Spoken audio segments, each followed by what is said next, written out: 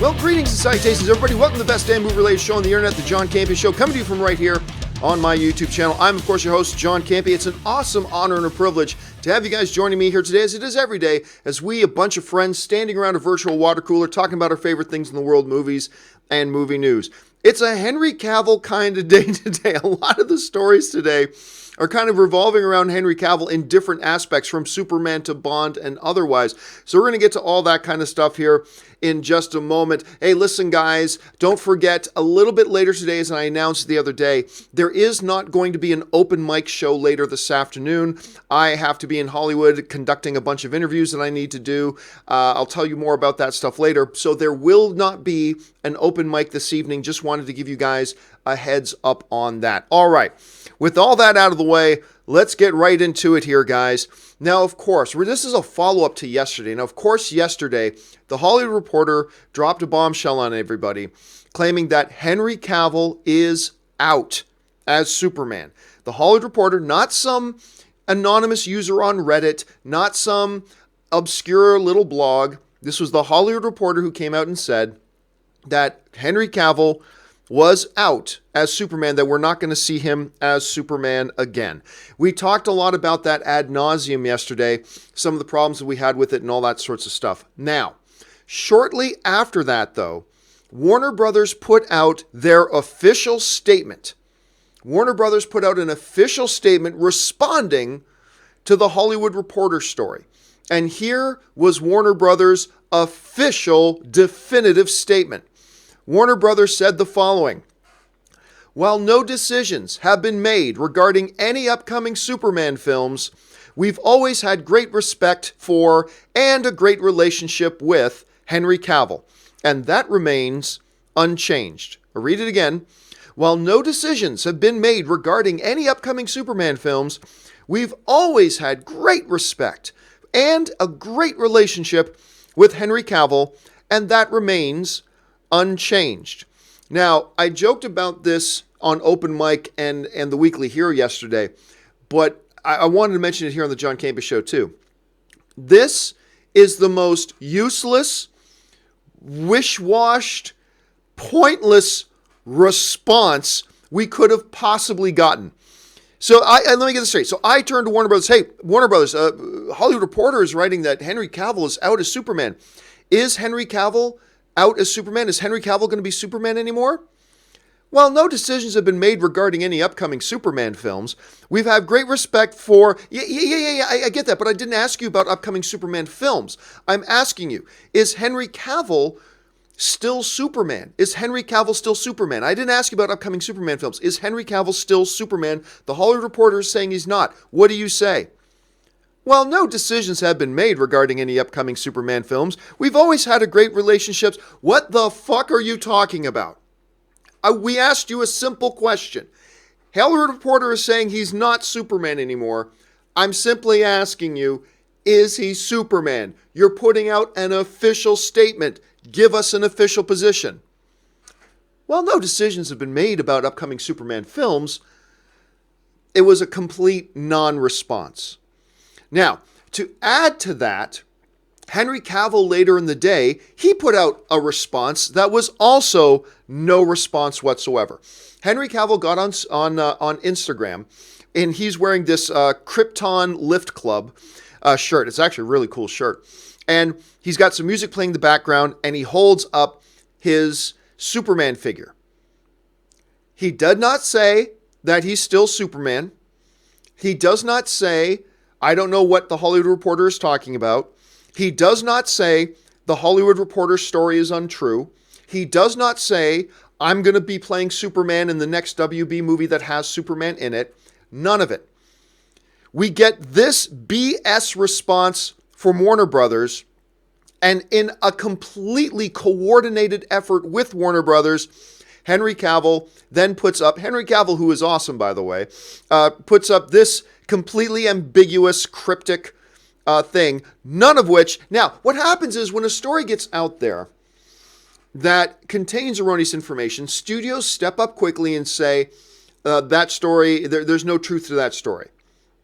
Studios will step up quickly and go, there are errors in that story. or they simply won't say anything because they don't believe it's worth addressing.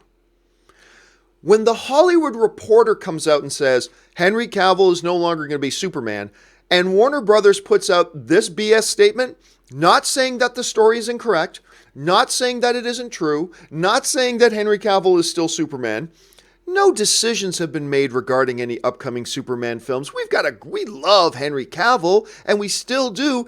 Yeah, but is he still Superman? I think it speaks volumes about the validity of the Hollywood Reporter story when Warner Brothers puts out that weak-ass statement and Henry Cavill puts up that response. I think it speaks volumes to the true validity of the Hollywood Reporter story. Now look, let's just be clear here. I want this story to be wrong in so many different ways. You guys all know I consider Man of Steel to be the single most underrated superhero movie of all time. I think Henry Cavill is the greatest Superman of all time. I love seeing him as Superman. I want him as Superman until I have kids. And my kids can see him as a, albeit older, Superman. That's what I want. I know that's what a lot of you guys want too. Not everybody, but that's what a lot of people want. And I want that desperately. So what is with this Warner Brothers and this Henry Cavill response? I'll tell you exactly what this is. And I mentioned this on the Weekly Hero last night. But for those of you who did not see it, I'll tell you exactly what this is. This is the exact same play from the Warner Brothers playbook of how to deal with damaging news. Keep it cryptic. Keep everybody guessing. Don't actually address it. I take you back again to Comic-Con, not this past Comic-Con, but the year before. The story came out in the major trades. I talked about it almost 2 years ago, but the major trades brought their story out saying Ben Affleck will no longer be Batman. The day before the Warner Brothers Justice League panel at Comic-Con. And what happened? A bunch of us said Warner Brothers has to deny it. They and Ben Affleck have to deny this story. They have to deny it. You can't have Ben Affleck gone as Batman as your story as you're trying to promote Justice League. You can't have it. You have to deny the story. And sure enough, Ben Affleck comes out at Comic-Con. Yay! As a cheerleader, all he was missing was his pom-poms. Yay, I'm Batman! I love being Batman. It's so awesome being Batman. I'll get down on all fours and play an 8 for Matt Reeves, blah, blah, blah, blah, blah, right? That's what they did. Deflect, deflect, deflect. And shortly after that, the story totally changed. Ben Affleck, I'm trying to find a cool way to transition out of being Batman. Ben, are you going to be Batman again in future movies? I don't know. We'll see. Blah, blah. Oh, what happened to I'm Batman? I'm Batman. It is the standard Warner Brothers playbook. Keep it cryptic. Keep it vague. Keep it convoluted. And deflect, deflect, deflect so we don't have to deal with it.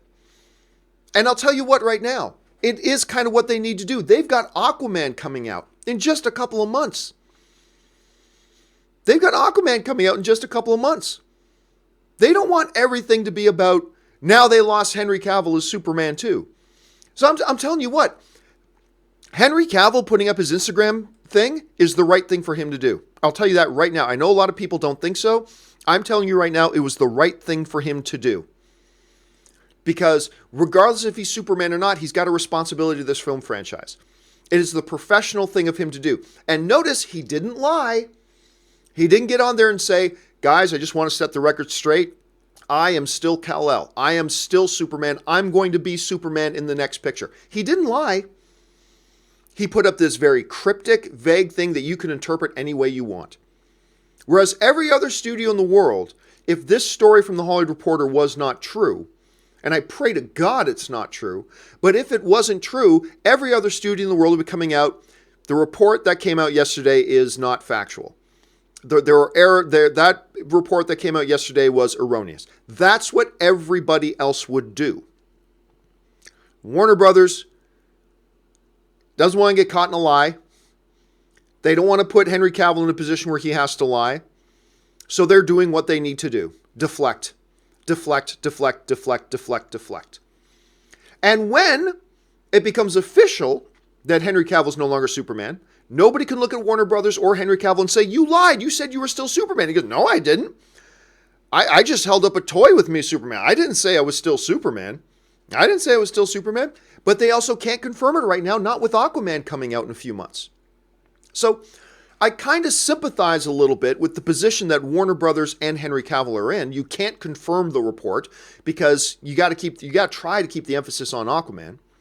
But you can't deny the report either and get caught lying to your fans like they did with the Ben Affleck situation. So they're in a catch-22. It would have been better for Warner Brothers to say nothing. It would have been better for Warner Brothers not to put out this stupid response. No decisions have been made regarding any upcoming Superman films. Yo, Einstein, I didn't ask you about upcoming Superman films. We asked you, is Henry Cavill still your Superman? No decisions have been made about upcoming Superman films. We really like Henry Cavill. But is he or isn't he your Superman? So these responses to me, while these responses from Warner Brothers and Henry Cavill were meant to deflect the issue and cause confusion, I got to be honest with you, it would have deflected and caused more confusion to me if they both stayed silent. Them putting out these responses, for me as an individual film fan, I can't speak for you, I'm just speaking for myself. For me as an individual film fan, these responses just confirm the Hollywood Reporter story. Because again, there is no legitimate reason if you're going to put out a response, then deny the report. Deny it. And they're not doing that. Why? Because they can't deny it. It's true. At least that's what I believe. I believe the Hollywood Reporter here. I think they got their facts straight. They source that they have multiple people inside Warner Brothers who have given them direct quotes about the whole situation, also emphasizing the fact that they're going to be focusing on Supergirl. There's no plans for upcoming Superman movies. They're going to be focusing on Supergirl and all that other kind of stuff. So to me, it was a very strange, odd choice of responses. I get the Henry Cavill one because you're playing ball with the studio. You're being a professional. You don't want to undermine the upcoming DCEU movie. I get it from Henry Cavill. I do. I think he did the right thing. He didn't lie. And he was being professional, making sure, trying to not damage or minimize any damage done to Aquaman coming up. I respect that greatly. But the Warner Brothers statement, they would have been best off just not to put out any statement at all. That's just my opinion at any rate. All right, we got a couple of topics we need to get here today that are sent in by you guys. Now, how do we pick our main topics? It's simple. You send them in to me. How do you send them in? You email me at john@thejohncampeashow.com. Put the word topic in the subject line. And as always, guys, keep those emails to 90 words or less, and maybe you will see your email or topic pop up here on the Jon Campea Show. With that out of the way, let's get to that first email. And the first email today comes to us from Sebastian Dietz, who writes, Hey, John. As always, greetings from Germany. Well, thank you so much, Sebastian. With Henry Cavill most likely out of the DCU and the current Bond movie officially on hold because of the director leaving, do you think there's a chance that Cavill can now steal the upcoming Bond movie from Daniel Craig? We know Craig is or was only lukewarm about doing this one anyway. Keep bringing on the filthy. All right, thanks a lot for the question, man. Interesting question. Now, we've known for a little while we've known forever that Henry Cavill was actually the runner-up to play James Bond back when they cast Daniel Craig. It came down to Daniel Craig and Henry Cavill. And as we all know, they went with Daniel Craig, and Daniel Craig became the new James Bond, and my favorite James Bond of all time. But Henry Cavill was the runner-up. To me, he is the presumptive heir to that. I wouldn't put money on this. I don't think it's a guarantee, and I don't think it's a lock. But I think odds are that when they do announce the next James Bond, I do think it's going to be Henry Cavill.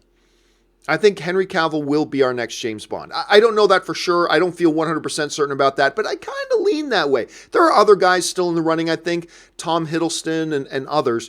But I think Henry Cavill is next up to be our Bond. The question, though, with all this stuff about maybe him not being Superman anymore, with the delay in production of Bond 25 and Daniel Craig now making a movie with Rian Johnson, does this open the door that, hey, maybe they just swap out Bonds now? Maybe now is when they swap out James Bond. I don't think it's going to happen. And here's why, for a couple of reasons. Number one, the producers worked very hard and for very long to secure Daniel Craig to be Bond for one more film. Right? Both Daniel Craig's people and the producers all worked very hard to make it possible for Daniel Craig to be Bond one more time. Also remember, all the stories and reports that Daniel Craig didn't want to be Bond anymore were completely them people taking his comments out of context. You talked about, I can't remember his exact words, but it was something like, I'd rather have my fingernails pulled off than play Bond again.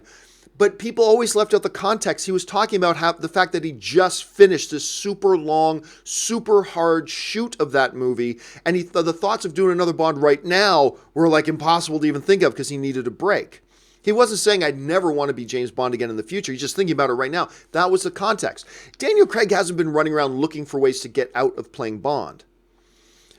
Because of all those things put together, I do not think we're going to see Henry Cavill replace Daniel Craig in Bond 25. I think we're still going to see Daniel Craig in Bond 25, and I think it's going to be a great hurrah, a great send-off for Daniel Craig.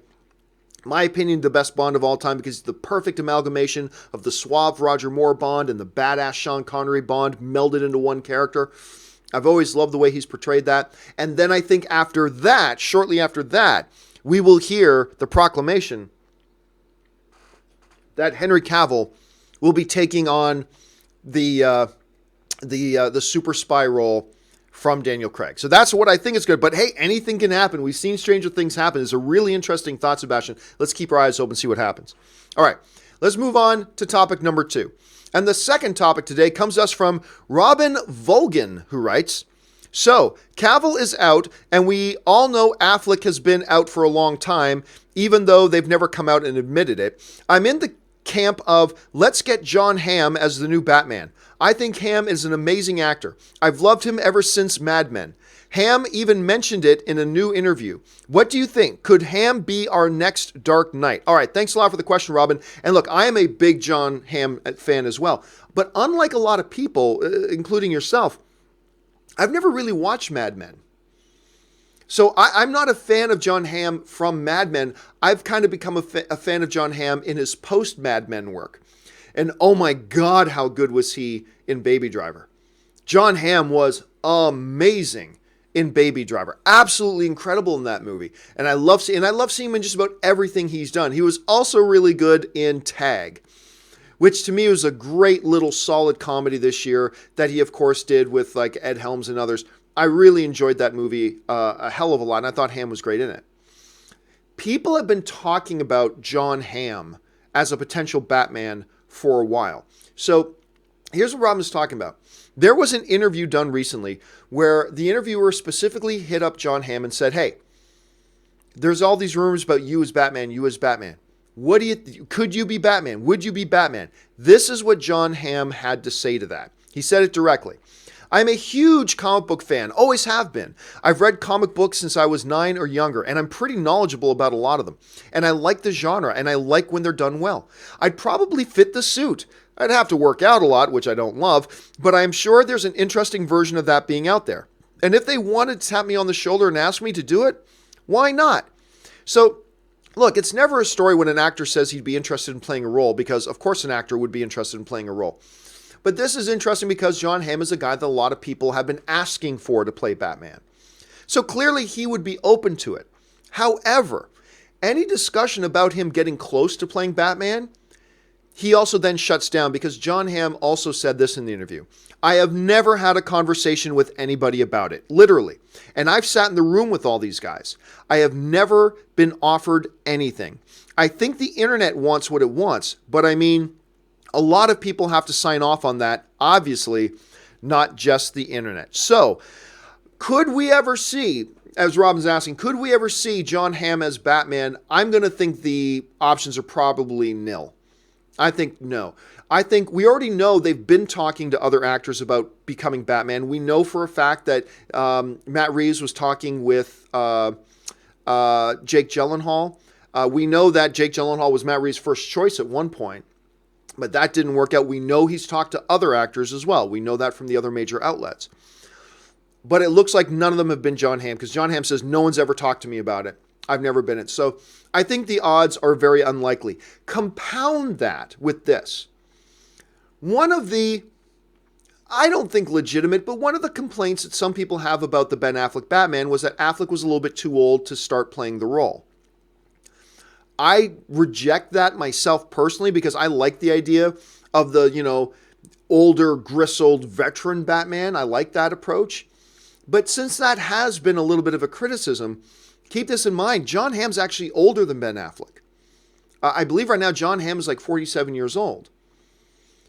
So even if he became the new Batman, the odds are by the time we went into a theater to see a new Batman movie, odds are Jon Hamm's going to be walking the red carpet at 50 years old, which is great. I mean, he looks better than most 18-year-olds. But, I mean, is that where you want to start a new Batman from? And I don't know. I mean, I'd be more for it than most people, but since most people seem to have a problem with it, maybe it becomes an even bigger problem. I don't know. Look, if they announced tomorrow that Jon Hamm was going to be Batman, would I be down for that? Yep. Yes, I would. Do I think it's going to happen, though? According to Jon Hamm's words and some other circumstances, I don't think so. So I'll be completely shocked if we actually find out at some point that Jon Hamm is playing Batman. All right, let's move on to the third and final emailed in topic today. And the third and final emailed in topic today comes to us from Lachlin, who writes, what are your thoughts on the reports of Warner Brothers considering Michael B. Jordan to step into the role of Superman? Unlike Bond, where I think the best British actor should get the role, regardless of their background, I gotta say no to Superman. Why doesn't Warner Brothers promote more of their heroes of color like Jon Stewart rather than changing established ones? Keep up the good work, John. All right, thanks a lot for the question, man. And yes, this is one of the things that came out yesterday. And you probably saw these headlines and these reports flying all over the internet. The story that Michael B. Jordan from Fruitvale Station and Creed and Fantastic Four is being considered to play the new Superman. Well, where does this come from? Here's where it comes from. Deadline, very good, one of the big major trades. Deadline ran a story about the whole Henry Cavill situation. And almost as a throwaway line in their story, Deadline had this in their story.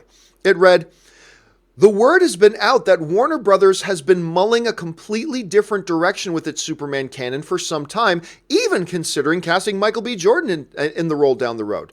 But at the present moment, a Supergirl movie is the studio's priority. Again, this is the entirety of it. This is where this whole thing is coming from. The word has been out that Warner Brothers has been mulling a completely different direction with its Superman canon for some time, even considering casting Michael B. Jordan in the role down the road. But at the present, Supergirl is its priority. It was a very small kind of throwaway line in a Deadline article that has become the backbone of this entire thing that has now run rampant across the web. Warner Brothers is looking at Michael B. Jordan as the new Superman. I think it's much less serious than that. Like, to me, it almost feels like the writer of the article in Deadline was kind of making an example, like, hey, look, they've considered changing directions, like even considering Michael B. Jordan as Superman, right? To me, it was kind of like for example, they even considered this. Like, to me, it wasn't a deadly serious thing. Like, it's not like Deadline wrote, Warner Brothers in heavy discussions contemplating hiring Michael B. Jordan to be new Superman. You know, it wasn't as heavy as that. It was a very light, almost a throwaway line. Now, do I believe the line? Yes. I mean, I don't think they would have said that if they didn't mean it, but it seemed like a very light, like, hey, even at one point, they're even thinking maybe Michael B. Jordan as an example for how they're looking at changing directions of their Superman. So I honestly don't think this is going to happen. I don't think we're going to get a Michael B. Jordan as a Superman. It just doesn't seem like that's what the story was trying to say. And by the way, the story wasn't even about Michael B. Jordan. It was about Henry Cavill.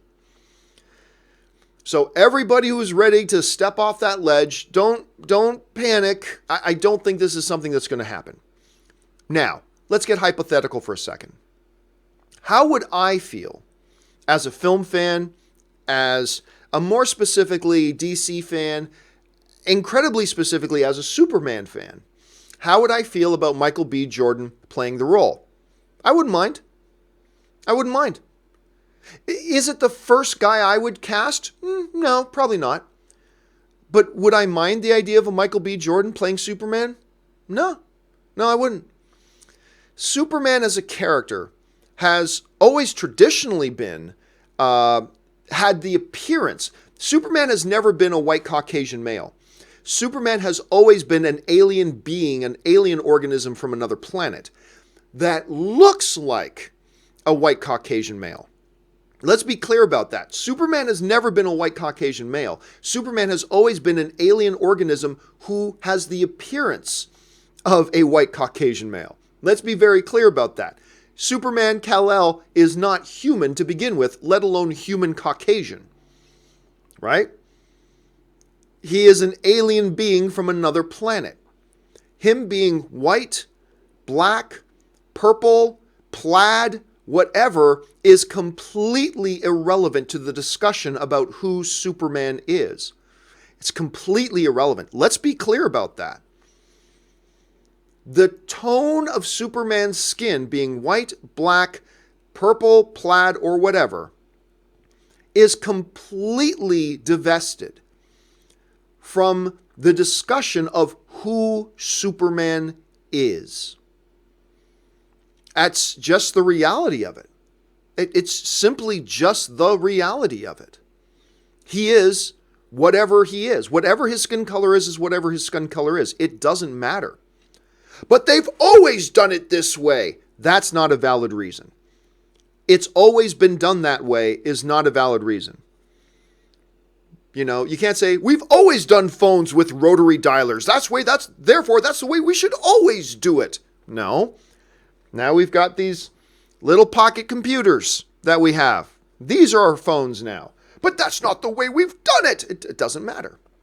Now, let me be clear.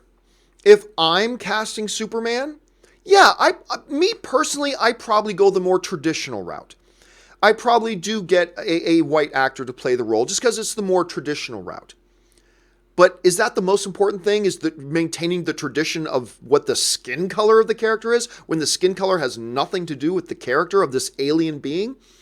Now, so that's why I say if they did announce that they were casting Michael B. Jordan tomorrow, I'd be fine with it. Michael B. Jordan is one hell of an actor.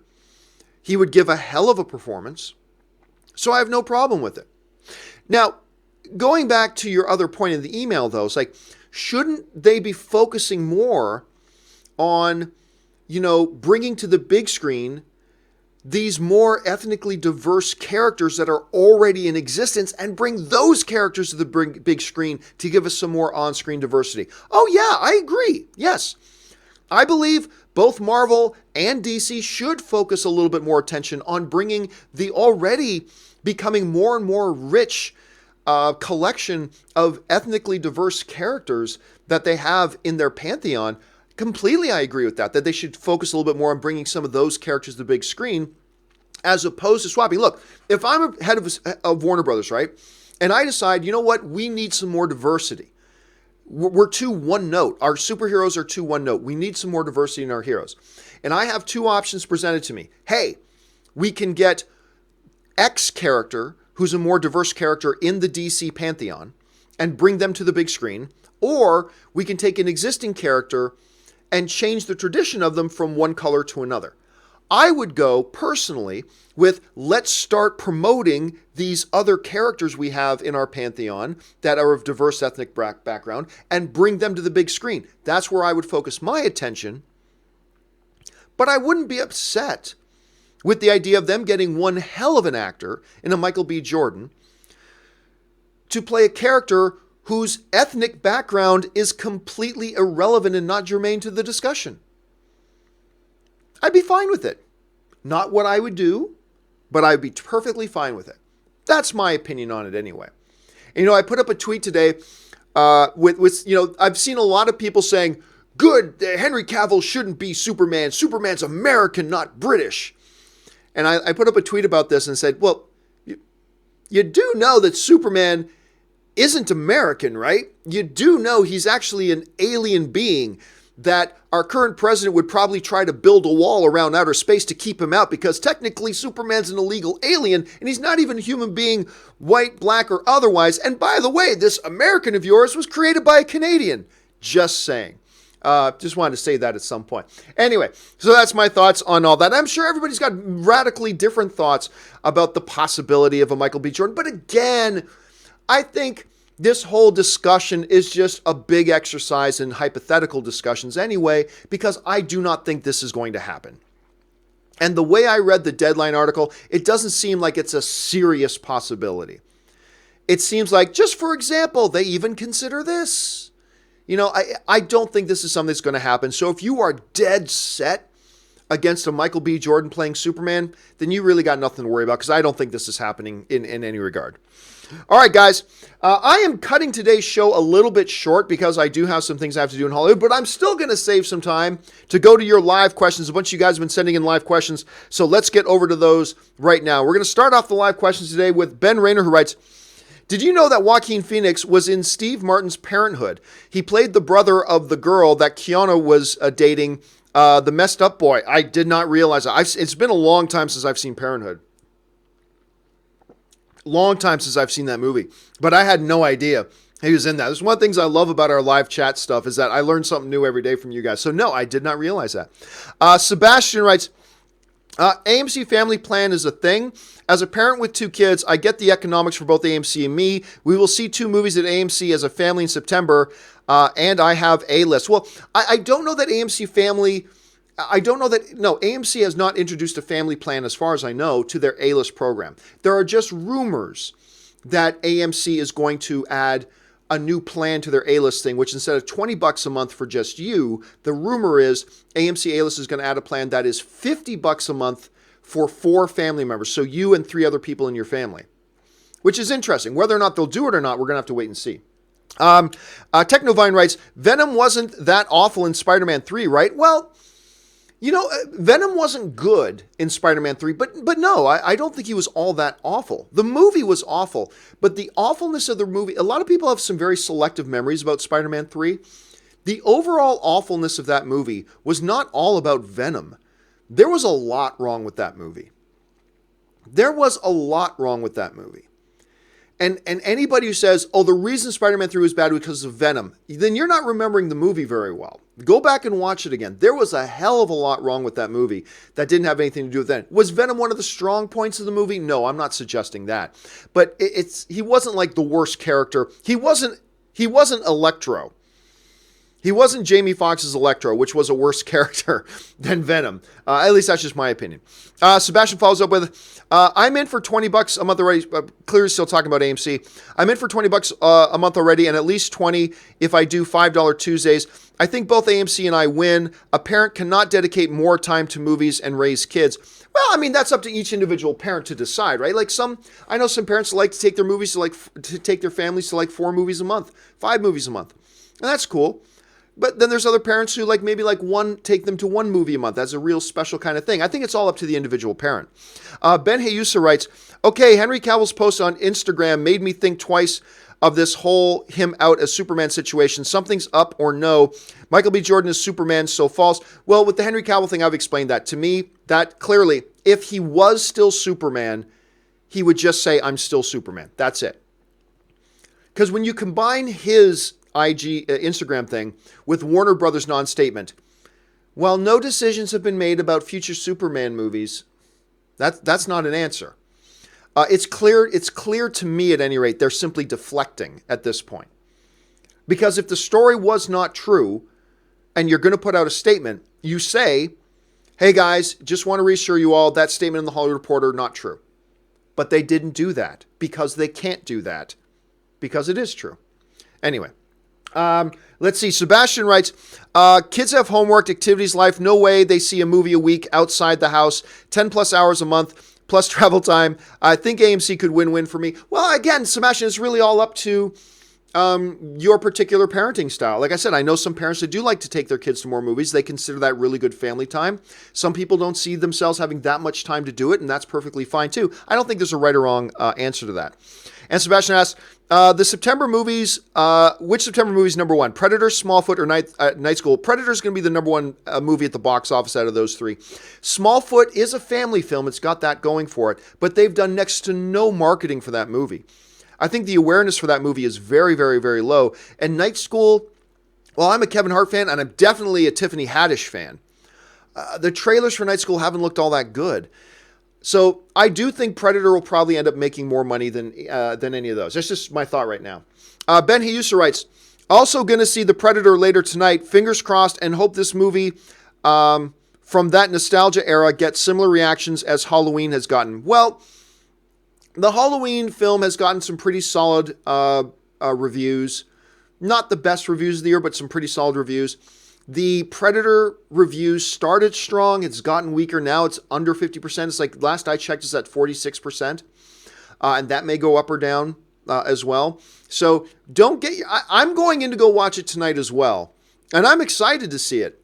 But I think you and I both have to get our expectations in check when it comes to it.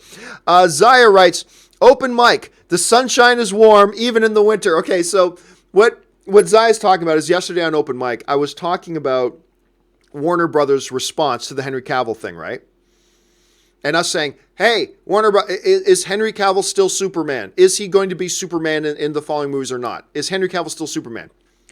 Well, no decisions have been made about upcoming Superman movies. But no, I didn't ask you about upcoming Superman films. I just asked, is Henry Cavill still got the role? Is Henry Cavill still have the role? Well, no decisions have been made about... Okay, so I made the comparison of that yesterday on open mic in case you missed it. I compared that to me coming in the house as a teenager. Hey, Ma, are we having turkey or beef for dinner tonight? The sunshine is warm even in the winter. Ma, you okay? I was just asking, are we having turkey or beef tonight, Ma? Maybe you didn't hear me correct. Are we having turkey or beef for dinner tonight, Ma? The sunshine is warm even in the winter. Ma, what the fuck are you talking about? Ma, have you been taking your meds, Ma? I mean, that's essentially what Warner Brothers' response was. It was a complete non-response. Ben Hayusa writes, I got a kick out of your talk on Titans from the other day when you asked, look how dark we are, because Robin said, fuck, I almost choked on my food. Thanks, John. Yeah, I mean, and that's, that all comes down talking about the trailer that came out at Comic-Con for the Titans show coming out on the DC streaming service.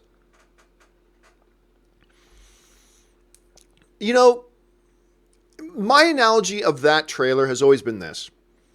You can be cool, but the moment it's obvious that you're trying to be cool, you instantly become uncool. You know what I mean?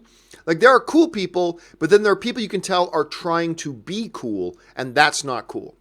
With Titans, it was like, I don't mind dark material in my comic book movies, but the Titans trailer was so desperate. Look, everybody, look how dark and edgy we are. See how dark and edgy we are? Look, Robin said, fuck Batman. Ooh, bet you never thought you'd hear that. He's dark and edgy.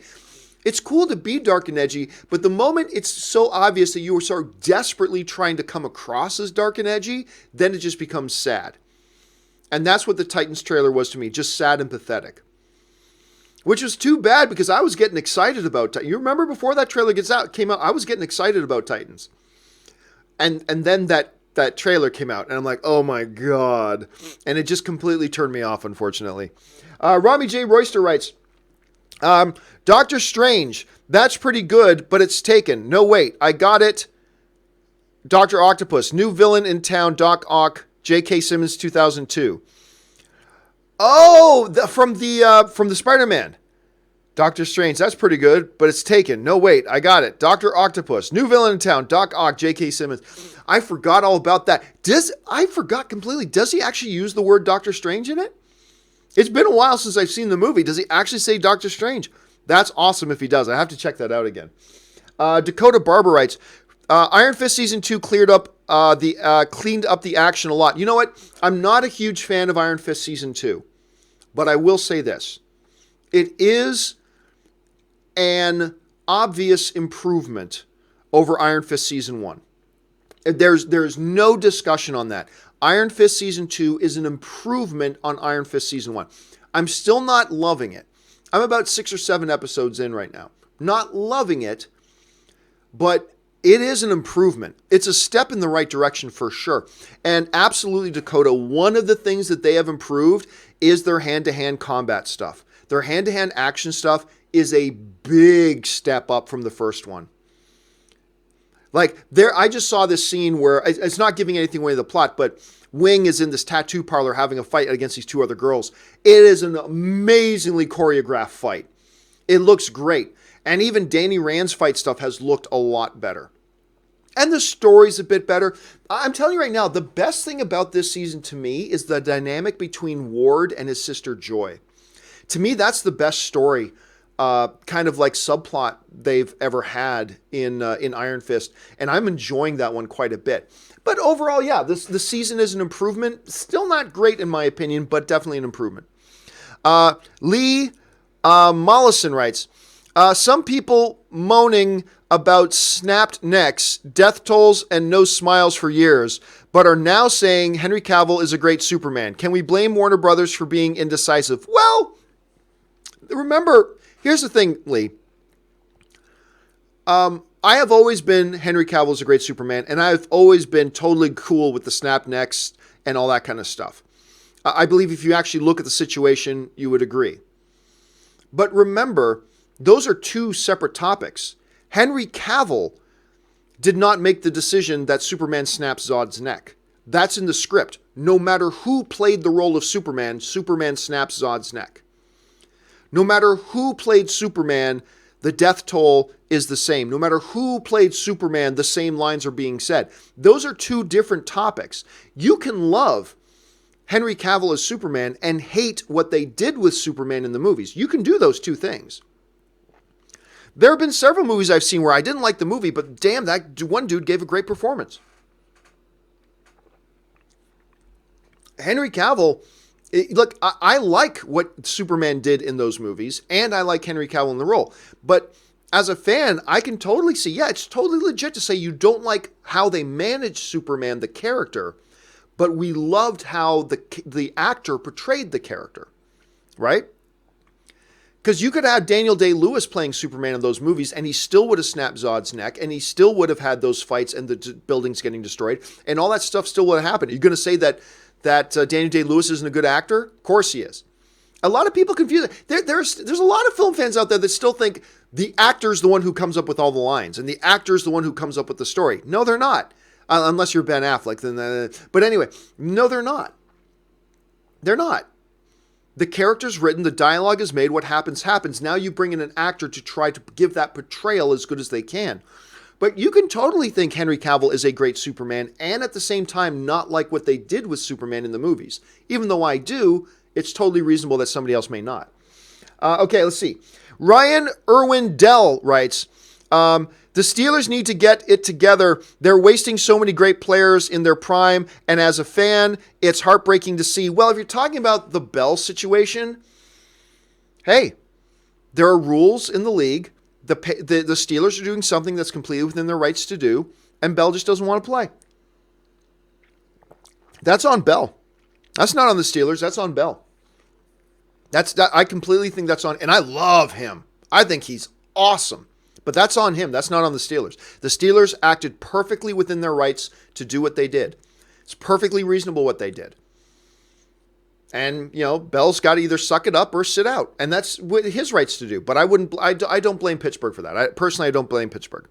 Alex Good writes, hey, John, did you get to read about Article 13 of the European Union Copyright Directive? I sent in something yesterday. I'm still curious to hear your thoughts as a creator. It got passed recently. I read just briefly about it. I know there's like Article 11 or Article 13 has something to do with taxing Google for search results and making it imperative that putting the onus on social media sites not to let their users upload stuff. But I didn't really get into it, so I can't commentate on it in depth. I can't give any meaningful commentary on it because I had like 2 minutes to glance over it and get a basic understanding of it. So I'm sure I will talk about it at some point, but right now I just don't know enough about it.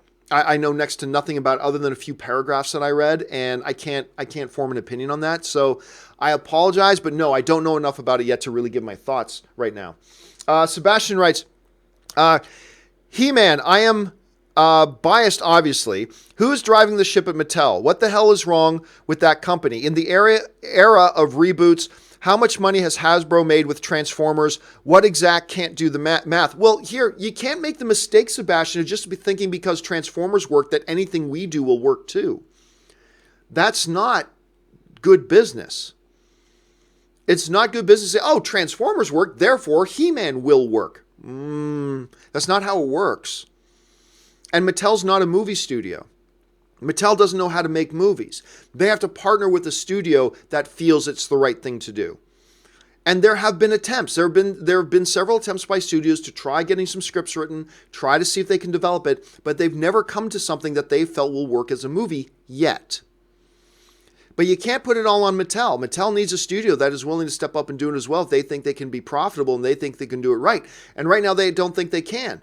Or at least they don't think they found a way that they can make it work yet. I think it will at some point. But you can't be naive enough to think that, oh, just throw any He-Man movie together and throw it on screen and it'll make billions. No, that's not how the movie business works, man. It's not how it works. Do I wish we would have seen a He-Man movie by now? Yes. But it's not just up to the execs at Mattel to go, oh, snap our fingers, make that movie happen. That's not how it works. There's a lot more moving pieces involved than just that, and a lot more other like little variables you have to take in consideration as well. Lincoln Robinson writes, I think DC, if they are planning a reboot, can't announce this until after Aquaman and Shazam. If they do before, I feel it'll cause a portion of their potential screeners to not watch those movies. Oh, you're absolutely right. Like, I don't think, I want them to reboot. Everybody knows I want DC to reboot because I think that gives them the best chance for success. But I don't think they are. But if they are, if Walter Hamada is planning on rebooting the DC Cinematic Universe, then you're absolutely right. They cannot announce it or give any hint of it until after Wonder Woman 1984. Because you announce you're rebooting these movies now, it may not cripple the upcoming DC movies, Aquaman, Shazam, Wonder Woman 1984. It may not cripple them, but it'll hurt. It will hurt them. So, yes, Lincoln, theoretically speaking, I think you're 100% correct.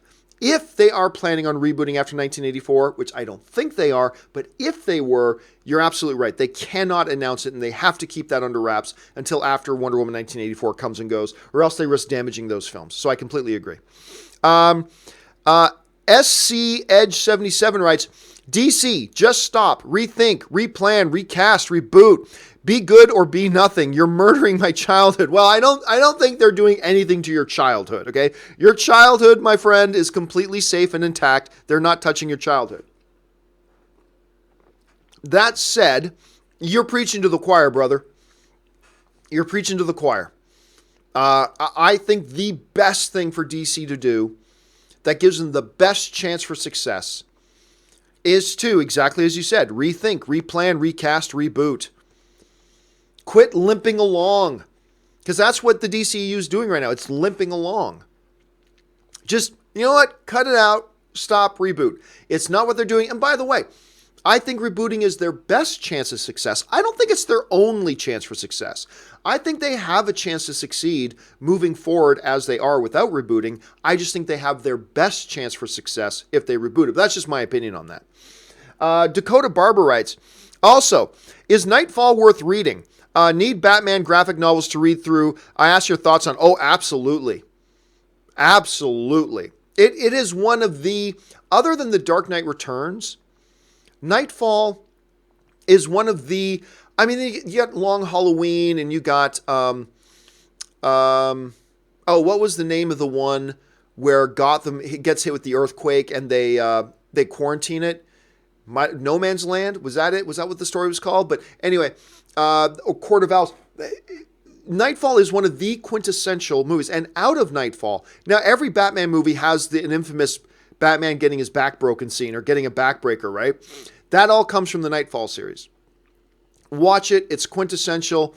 Yes, I would absolutely highly recommend reading the entire series for sure.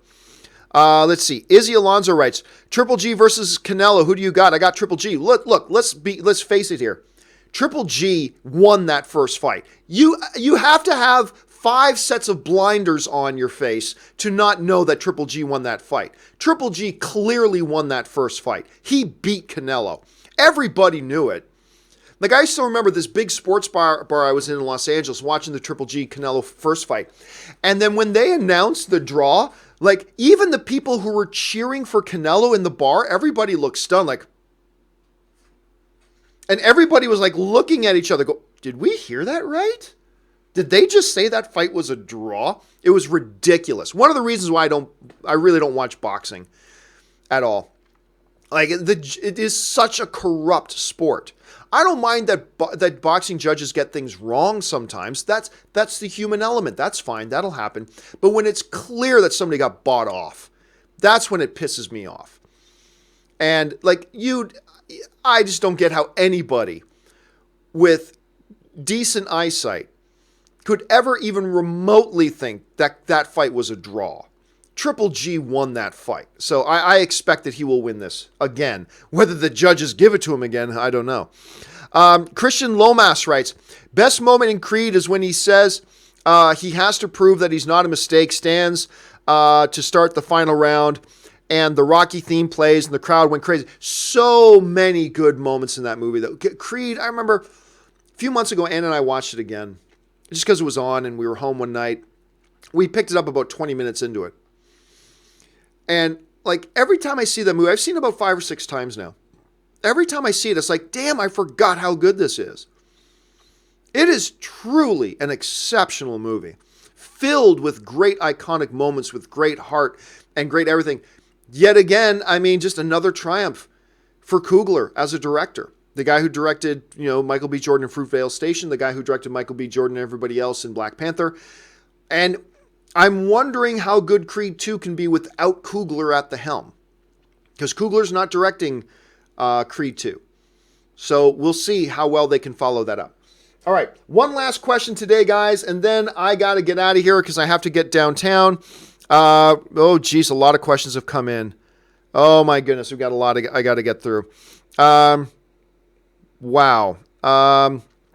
Okay, so Watcher X writes, not to say that he does or does not deserve it, or that she does or does not deserve it, but I find it distasteful that Kathleen Kennedy is on the committee that is awarding herself the Oscar. It's irrelevant. It's not like she's a one-person committee. It's a big committee. And by the way, this isn't the first time in history that that's happened. It's happened before.